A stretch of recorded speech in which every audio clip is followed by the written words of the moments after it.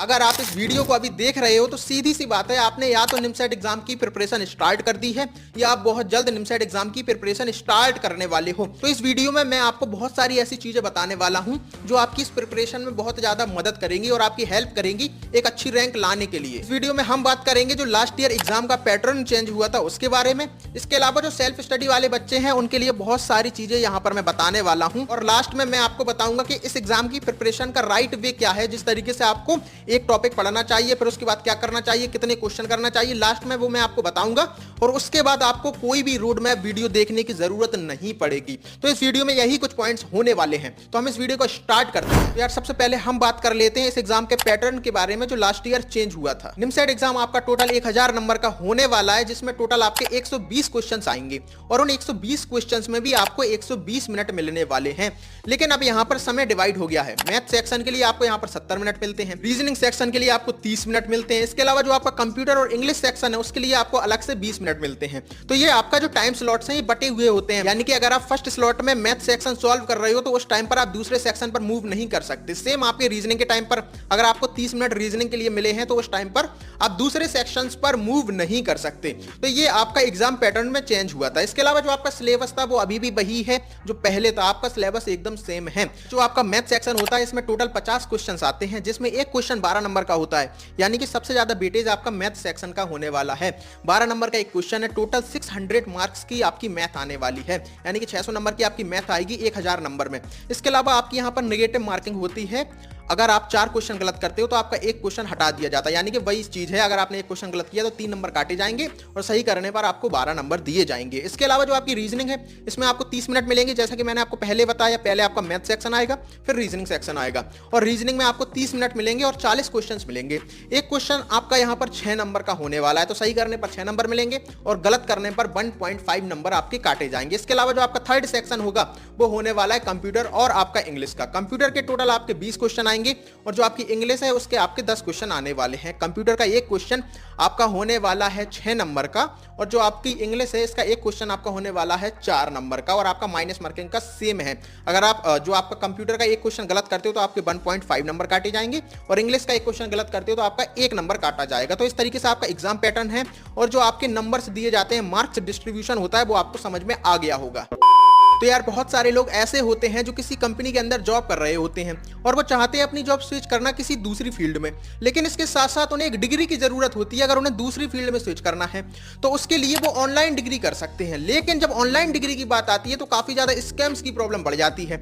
इसलिए आज इस वीडियो में मैं आपको एक ऐसे प्लेटफॉर्म के बारे में बताने वाला हूं जहां से आप अपनी कोई भी ऑनलाइन डिग्री या कोर्स कंप्लीट कर सकते हो। उस प्लेटफॉर्म का नाम है कॉलेज विद्या। अब आपको कोई भी यूजी, पीजी या कोई भी कोर्स करना है, आपको सिंपली वो कोर्स सेलेक्ट करना है, उसके बाद कुछ बेसिक सी डिटेल्स फिल करनी है। इसके बाद इस प्लेटफॉर्म का एआई मॉडल अपने अकॉर्डिंगली एक सुटेबल यूनिवर्सिटीज की लिस्ट आपको देगा। जितनी भी यूनिवर्सिटीज आपको यहाँ पर मिलने वाली हैं वो सभी गवर्नमेंट अप्रूव्ड होंगी। अब आपको यहाँ पर 2 ऑप्शन मिलते हैं, या तो आप डायरेक्टली यूनिवर्सिटी के ऑफिशियल से बात कर सकते हो, या कॉलेज विद्या एक्सपर्ट्स से ऑडियो या वीडियो करियर काउंसलिंग के लिए कनेक्ट हो सकते हो। और आपको यहाँ पर जो काउंसलर मिलने वाले हैं वो एडमिशन से लेकर प्लेसमेंट तक आपके साथ रहेंगे। और इस प्लेटफॉर्म का जो सबसे अच्छा फीचर मुझे लगता है कि आप यहाँ पर एक से ज्यादा यूनिवर्सिटीज को सिलेक्ट कर उनके बीच में कंपैरिजन कर सकते हो 30+ फैक्टर्स पर, लाइक अप्रूवल, फीस, प्लेसमेंट और बहुत सारे ऐसे फैक्टर्स। और इस प्लेटफॉर्म के थ्रू आप डायरेक्टली ऑफिशियल वेबसाइट पर मूव कर सकते हो, जिससे स्कैम्स की प्रॉब्लम लगभग खत्म हो जाती है। और आपको यहाँ पर मिलती है प्लेसमेंट सपोर्ट सर्विसेज और करियर बूस्टर प्रोग्राम्स, जिनकी कीमत लगभग 6,999 तक है। लेकिन अगर आप डिस्क्रिप्शन में दी हुई लिंक के थ्रू अभी एडमिशन लेते हो तो आपको ये सब कुछ एकदम फ्री मिलने वाला है। इसके साथ साथ इस प्लेटफॉर्म ने एक नया फीचर ऐड किया है जिसका नाम है सीवी सब्सिडी। अब स्टूडेंट्स को 10,000 तक की सब्सिडी मिलेगी अगर वो किसी भी यूनिवर्सिटी के अंदर एडमिशन लेते हैं। इसके साथ साथ आपको कॉलेज विद्या प्लेटफॉर्म पर इंटर्नशिप और जॉब के लिए एक अलग से पोर्टल मिलता है, जिसके थ्रू पहले दिन से आप जॉब्स और इंटर्नशिप के लिए अप्लाई कर सकते हो, जिससे आपको एक अच्छी जॉब या पेड इंटर्नशिप मिल सकती है। तो ओवरऑल ये आपके लिए एक वन स्टॉप सॉल्यूशन है अगर आपको कोई भी ऑनलाइन डिग्री करनी है। तो मैंने डिस्क्रिप्शन में आपको सारी लिंक दे रखी है, तो इजीली आप डिस्क्रिप्शन में जाओ और वहां से जाकर कॉलेज विद्या को चेकआउट करो। और जो मैंने सिलेबस की बात की थी, अगर आपको डिटेल्स में सिलेबस जानना है तो हमारे टेलीग्राम चैनल पर हमने आपको एक पीडीएफ प्रोवाइड की है, जहां से आप अपना पूरा सिलेबस देख सकते हो, डिटेल में आपको वहां पर मिल जाएगा। तो हमारे टेलीग्राम चैनल का लिंक आपको डिस्क्रिप्शन में मिलेगा, तो आप इजीली वहां जाओ और वहां से जाकर आपको बहुत सारी चीजें मिलेंगी निमसैट एग्जाम से रिलेटेड। तो बहुत सारी चीजें आप वहां से जाकर एक्सेस कर सकते हो। और अगर आपके तब भी कोई डाउट्स रह जाते हैं और आप डिस्कस करना चाहते हो, तो हमने कुछ व्हाट्सएप ग्रुप्स बनाए हुए हैं, जहां से आप निमसैट के रिगार्डिंग डिस्कशन कर सकते हो। आपको कोई क्वेश्चन के सॉल्यूशन नहीं मिल रहा, वो आप डिस्कस कर सकते हो। तो वो सारी चीजें आपको व्हाट्सएप के ग्रुप्स वगैरह का लिंक्स आपको डिस्क्रिप्शन में मिलेगा, तो इजीली आप वहां से जाकर वो सारी चीजें ज्वाइन कर सकते हो। सब कुछ एकदम फ्री है। तो यार, इस एग्जाम की प्रिपरेशन करने का जो राइट वे है वो तो हम लास्ट में बात करेंगे। उससे पहले हम बात कर लेते हैं एक सबसे इंपॉर्टेंट चीज की। सबसे इंपॉर्टेंट चीज ये होती है कि इस एग्जाम में बहुत सारे बच्चे लास्ट के टाइम पर पैनिक कर जाते हैं। जब वो एग्जाम दे रहे होते हैं तब वो उस पेपर को उस तरीके से सॉल्व नहीं करते जिस तरीके से सॉल्व करना है, या वो बहुत सारे क्वेश्चंस गलत कर देते हैं, यानी कि आते हुए भी उनका सिलेक्शन नहीं होता, उनका पेपर बिगड़ जाता है। इसका सबसे बड़ा रीजन ये है कि उनके पास पेपर सॉल्व करने का एक्सपीरियंस नहीं होता, उन्होंने पहले पेपर सॉल्व नहीं किए होते या बहुत कम सॉल्व किए होते हैं। इसलिए मैं आपको यहां पर यह कहना चाहूंगा कि आपको टेस्ट देना है। स्टार्टिंग से टेस्ट देना बहुत जरूरी है, क्योंकि आपके पास एक राइट अप्रोच होगी और वो राइट अप्रोच की आपको आदत डालनी पड़ेगी, वो एक दिन में आपको नहीं आएगी। इसके लिए आपको टेस्ट देना है, क्योंकि यहां से आपके पास एक सही तरीका होगा कैसे आपको पेपर को सॉल्व करना है।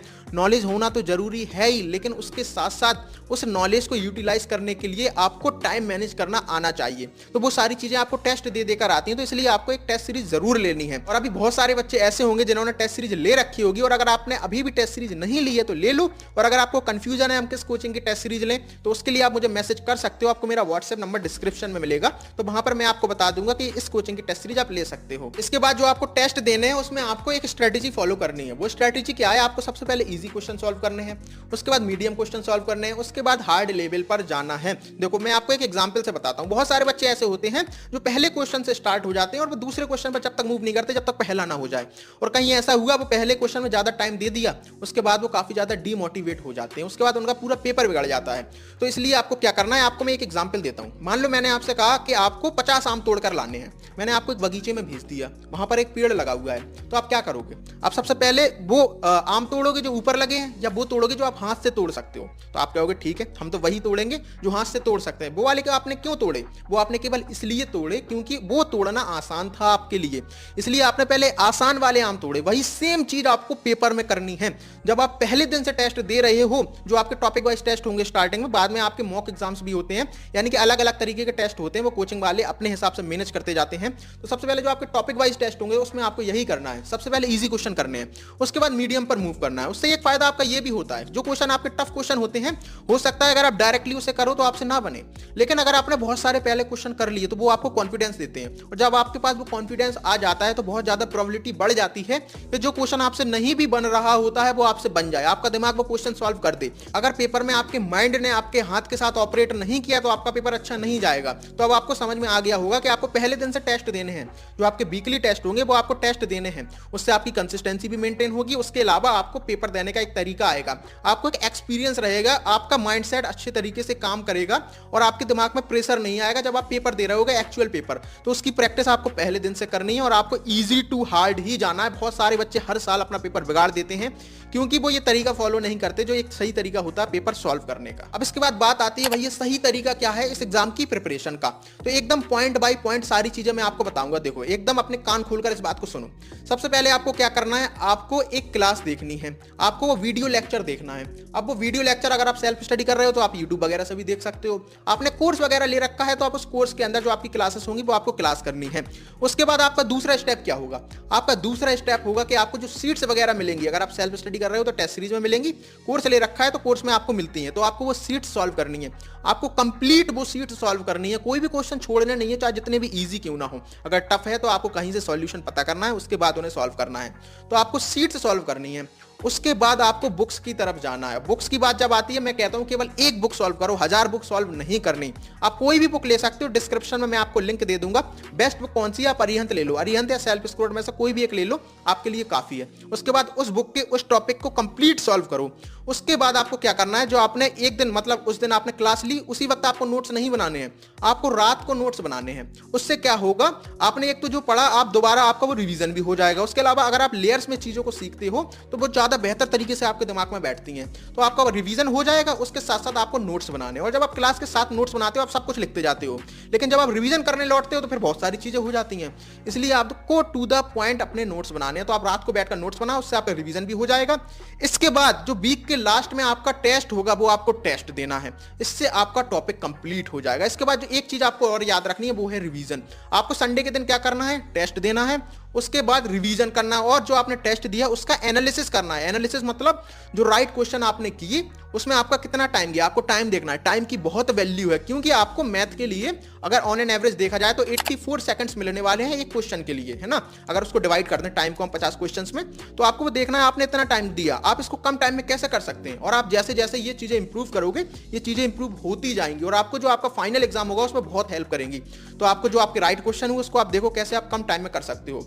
जो आपके रॉन्ग क्वेश्चन हुए, क्यों रॉन्ग हुए, रॉन्ग होने की केवल दो चीजें होती है। तुक्का तो आप मान नहीं रहे हो, या तो आपने कैलकुलेशन वगैरह कुछ मिस्टेक कर दी, आंसर टिक गलत कर दिया, या फॉर्मूला वगैरह भूल गए, तो ये सारी चीजें होंगी। तो आपको वो चीजें लिखनी है, हाईलाइट करनी है बार बार, तब वो आपके दिमाग में बैठेंगी।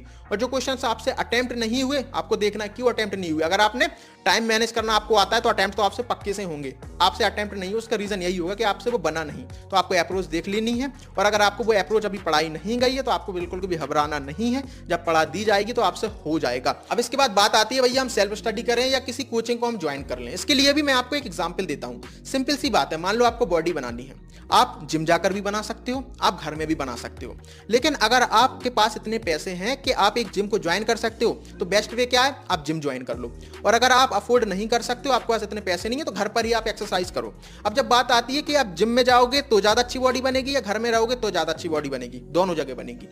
लेकिन जब आप जिम में जाओगे तो वहां पर आपको एक ट्रेनर मिलेगा जो आपको सारा कुछ सिखाएगा, आपको कैसे करना है। आपको ज्यादा मशीनें मिलेंगी, यानी कि आपको ज्यादा रिसोर्सेज मिलेंगे, आपको सब कुछ एकदम डिफाइंड चीजें मिलेंगी, एकदम सिस्टमैटिक वे में सारी चीजें मिलेंगी। यहां पर आपको खुद सारी चीजें करनी होंगी, खुद सीखनी होंगी। तो यहां पर होगा तो यहां भी बॉडी बनेगी, यहां भी बॉडी बनेगी, लेकिन यहां पर थोड़ा आसान हो जाएगा अगर आप कोचिंग वगैरह ज्वाइन की हुई है। लेकिन अगर आपने कोचिंग ज्वाइन नहीं की हुई तब भी बॉडी बनेगी, बस आपको मेहनत थोड़ी ज्यादा करनी है। सेम चीज है आपकी यहां पर, अगर आप अफोर्ड कर सकते हो कोचिंग को ज्वाइन कर लो, उससे बढ़िया कुछ भी नहीं है। आपको उसके बाद कहीं भी नहीं भटकना। और अगर आप अफोर्ड नहीं कर सकते बिल्कुल भी परेशान मत हो, थोड़ा ज्यादा मेहनत लगेगी, थोड़ा ज्यादा एफर्ट लगेंगे, लेकिन हर साल बहुत सारे बच्चों का प्लेसमेंट होता है, बहुत सारे बच्चों की एनआईटी मिलता है, आपको भी एनआईटी मिल जाएगा। तो इसलिए आप ज्यादा परेशान मत हो, बस साथ में एक टेस्ट सीरीज ले लेना।